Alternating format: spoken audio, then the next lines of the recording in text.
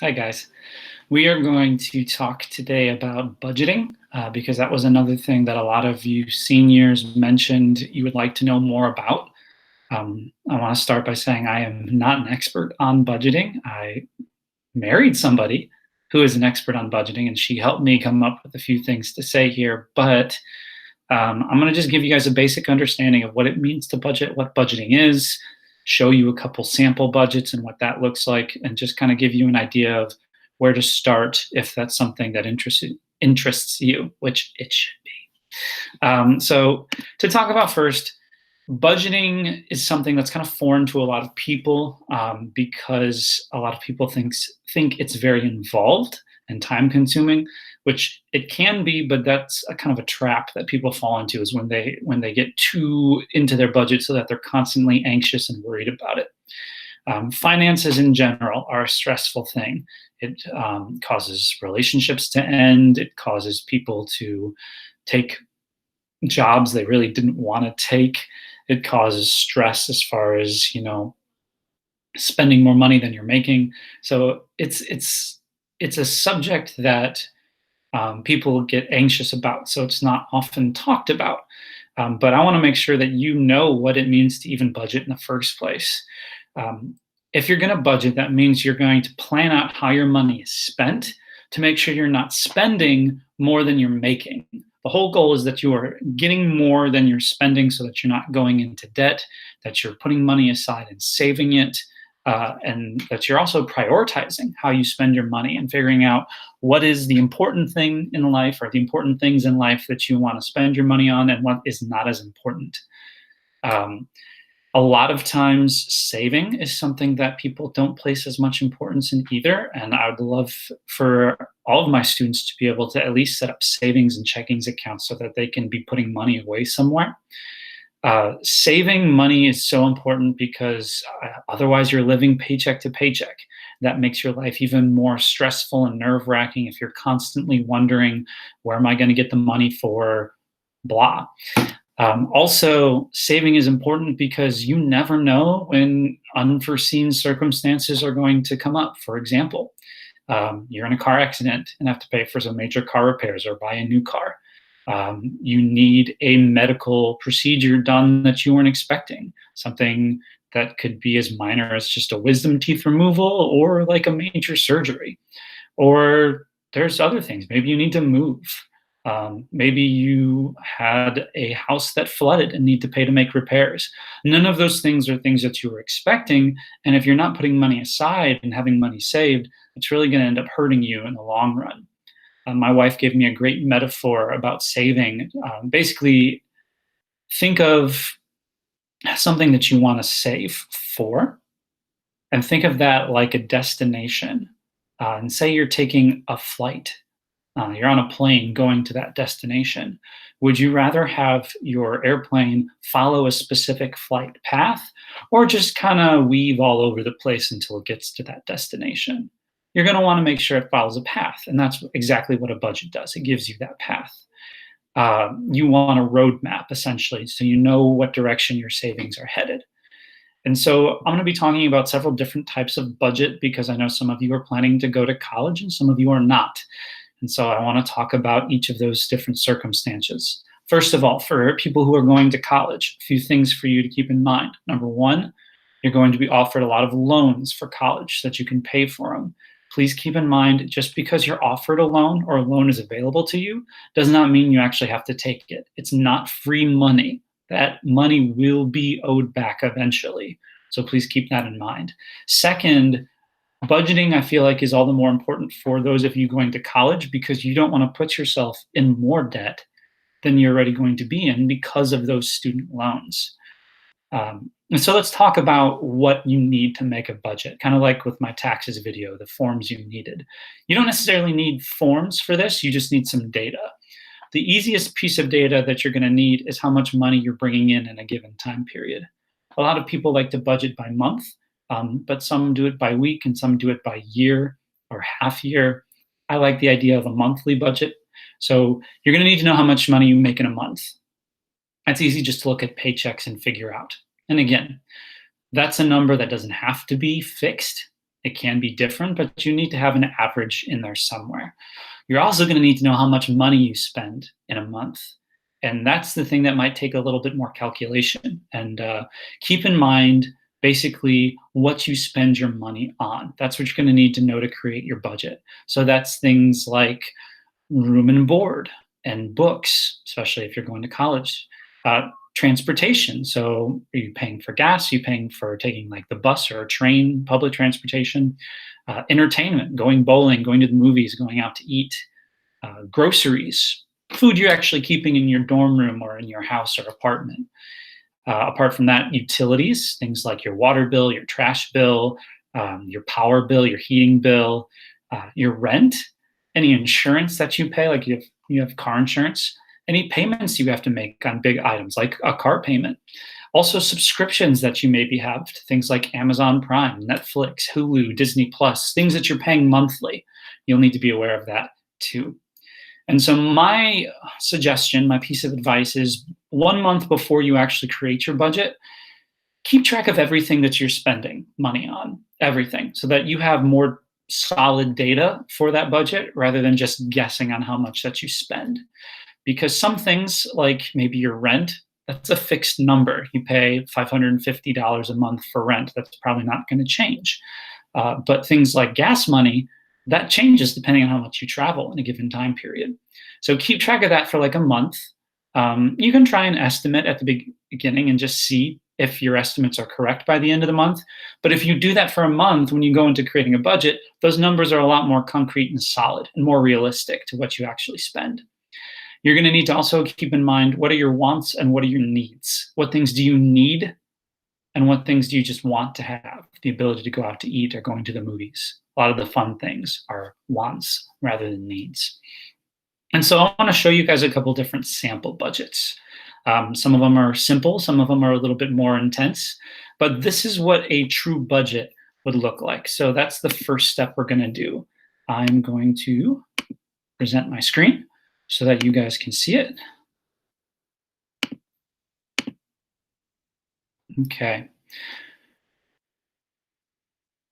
So let's just first take a look at something I found that's called a teen budget worksheet. So this is not necessarily for a college student, but it could be. You see, a budget is typically going to have columns where you're going to fill information in.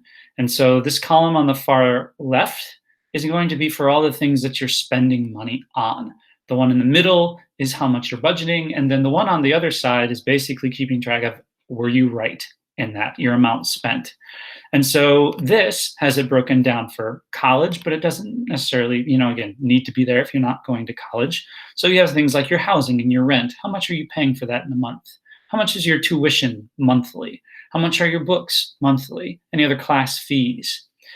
For food, groceries, snacks and coffee, dining out.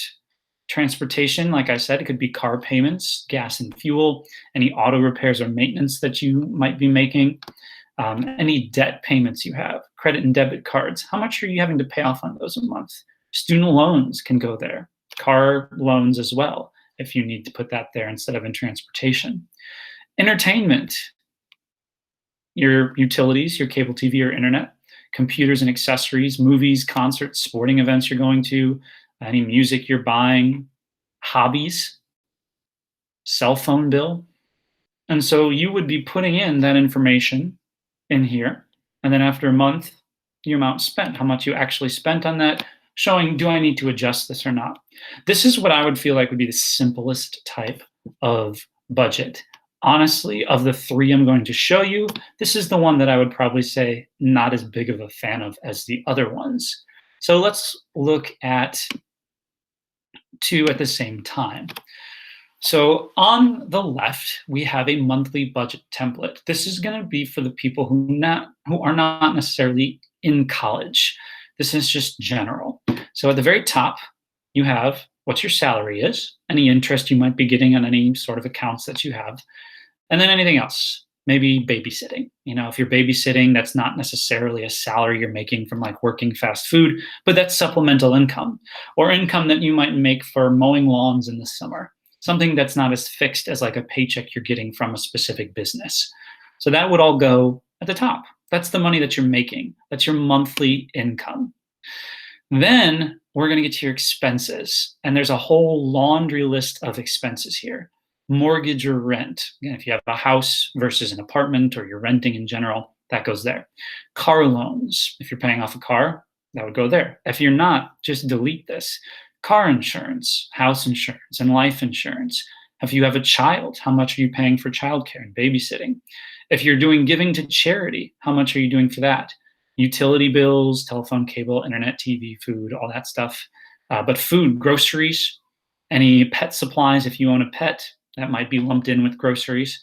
Healthcare, entertainment, again, that's going out, watching movies, bowling, mini golf, paintball, zip lining, whatever. Gifts, if you're buying birthday gifts for people, that's not a bad category. Clothing, and other. And then at the bottom, it's just your income versus your expenses. Is there a difference? And setting that aside. Fairly straightforward and simple. The one on the right is more geared towards college students. So you're going to have some things like your monthly income, similar to the other one, any financial awards, scholarships or something, allowance from parents if they're sending you money while you're in college. And again, other income like babysitting, mowing, any sort of side business that you might have.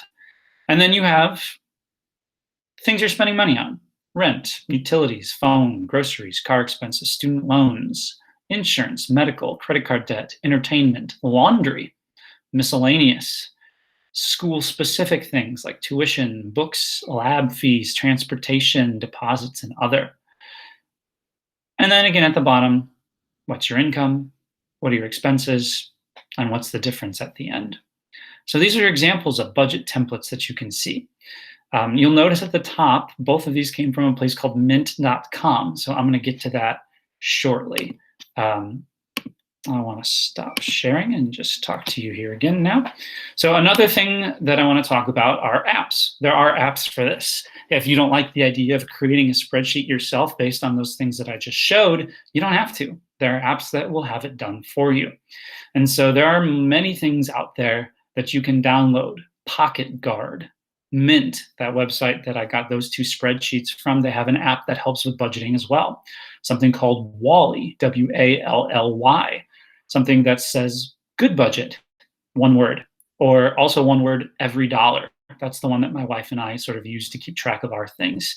A lot of these different apps will have folders for different things, like folders for car expenses, folders for medical expenses, for school things that you can show and break down money into. And I would highly suggest using these apps because they usually are very user-friendly, especially the ones I said: Pocket Guard, Mint, Wally, Good Budget, and Every Dollar. The whole point of your budget, guys, is to keep it fairly simple. You don't want to get overwhelmed by it. You don't want it to control you. So you want to make sure that you're following it, because if you get overwhelmed, you might throw it out the window and say, forget it. If you only half are interested in a budget, then you're probably not going to follow it. The whole point of a budget is to actually stick to it. It does you no good if you're not actually following it. So if you're putting money into specific places, if you're saving for a car and you have a section that's car savings, why would you take any of that money out for anything else other than a car? Don't say, oh, I kind of wanted to go out to eat, but my budget for going out to eat is gone. Maybe I can just take some of this and put it in there. That does you no good. That totally breaks your system. Don't do it. A few tips to keep in mind. I've read on one of the websites I was looking at when I was doing research for this that they would suggest saving 20% of what you make. 20% of your income goes towards savings, like an emergency fund for something for the future, like a car you're saving for. Save 20% every time. So if you make $1,000, you're going to put $200 aside. Don't spend that. Then they say any of the remaining 80%, typically 70% of that's going to go towards your expenses, all the things that I've talked about in this. Then 10%, they suggest going to charity, some sort of giving to a local, maybe pet shelter, Salvation Army, rescue mission, something that does some good for the community, or even tithing at church, a giving in its own right. And so to end this, a few final tips. For those going to college, try not to buy anything new. There's textbooks out there that you can buy used that are going to save you some money. There's items for your dorm room or apartment that you can buy used that's going to save you some money because, let's be honest, you're probably not going to take the best care of it anyway. So buy it used. Instead of going out for coffee at Starbucks and Dunkin' all the time, buy yourself a coffee maker or even Keurig or something for your apartment or for your dorm. Then you're saving money on that. Take advantage of any free food or student discounts that are offered at your schools. Be smart with your purchases. You don't always need to buy name brand things. You can buy maybe bulk items if you know you're going to use a lot of it and it's not going to go bad. Buy the big thing because usually the big thing saves you money in the long run. Also, if you've got a bunch of stuff laying around that you don't use anymore that other people might want, sell it. Facebook Marketplace and eBay and Craigslist and things like that for some extra cash. And probably the most important tip that I can give to you, pay things off on time. Credit card bills, student loans, car payments, pay it off on time. You do not want that interest building up so that you're going to end up owing even more money as time goes on. Finally, I think I've just got one note to give. Any students out here who are watching this that are planning to go to Indiana Wesleyan for school, they have a great business on campus called the Ron Blue Institute. My wife helps there. She works there. She runs the Nexus program, which is college students helping other college students with their finances, making sure that they're financially stable. It's a place on campus that they can set appointments up and go to that helps them manage their money better. And so if you're planning to go to Indiana Wesleyan, I would highly recommend looking up the Ron Blue Institute and seeing if you could get some help with budgeting there. And there are some colleges that have things like that on their campuses too. And I would really advise taking advantage of that if you get the chance. So that's all I've got. Hope you learned something from this. And if you have any questions about budgeting, always feel free to email me and contact me about that.